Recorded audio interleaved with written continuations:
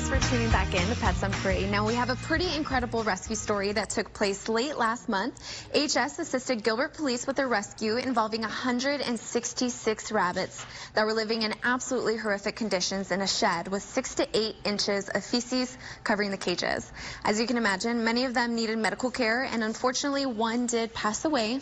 But miraculously, the other 165 rabbits are expected to make a full recovery and are receiving medical treatment and will be made available once we're able to completely heal them and get their spay and neuters completed. There's actually some that are already available, so make sure that you guys visit our website to see who they are. And it's about lunchtime, so you know we're all thinking about some food. I feel like some chorizo and then a little Twix dessert would be pretty good. But we'll take these puppies too, right, Janine? Yes, we will. Look at these sweet little things. They are brothers. They came from, the police actually brought them to us because they were found with no food or water and terrible living conditions. So they were very thin and dehydrated. So we took them into our hospital and plumped them all up, and now look at, they're ready to go. And they're like almost like little twins. They're not on the buddy system, but it would be an awesome idea if you could take both of them. I mean, 2 for 1. Look at this. They have like no little tails. It's super cute. But that's the cool thing about animals is they're resilient. They'll pop back, and they just need some love because they really have kind of been neglected. So they're very food motivated, especially Twix here, and they will train easily. You can tell this one's like, I think it needs a snack. Do you need a snack? And so someone needs to come down and check out these little twins. They're just the sweetest little dogs. And make sure that you always provide shelter, food, water, shade, ventilated area, because it's against the law if you don't provide those things for them. That's right, yeah, and our EAMTs and abuse rescuers go on over 11,000 calls every year, so it's just absolutely incredible, and we're so glad that these two were saved. Thank you so much for that great information, Janine. And we're calling all black cat lovers. We have the perfect selection of black cats just waiting to be adopted into their forever homes.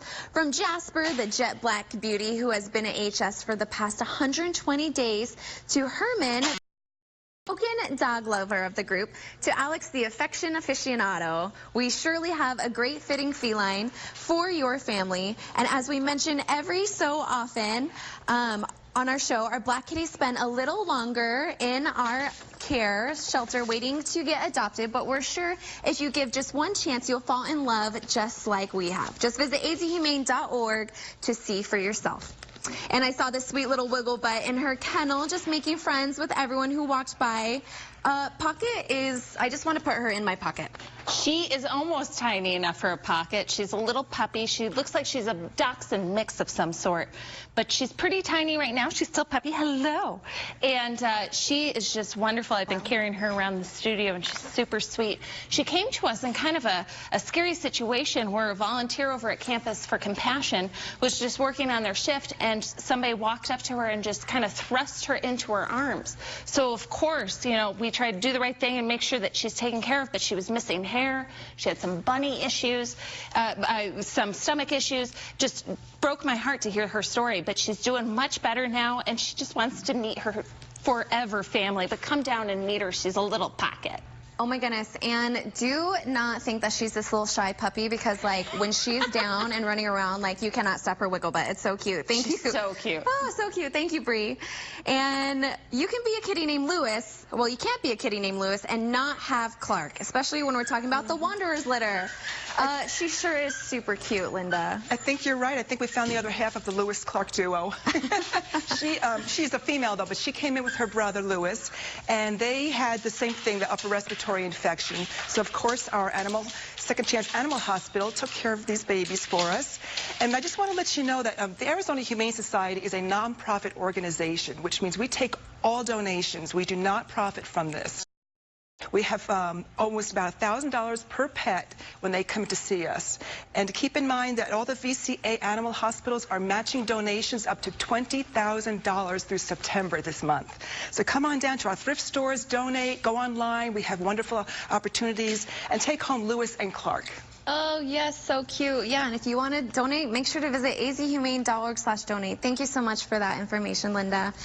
And we just had quite a bit of tennis going on recently, so perhaps this girl is named after the great Rafael Nadal. She seems like a big fan of tennis balls, Lisa. What do you think? She is. She's a little bit nervous here, but she is a she, not a he. So she is was an owner surrender to us, and so she is readjusting and looking for her family. So hopefully that will be one of our viewers.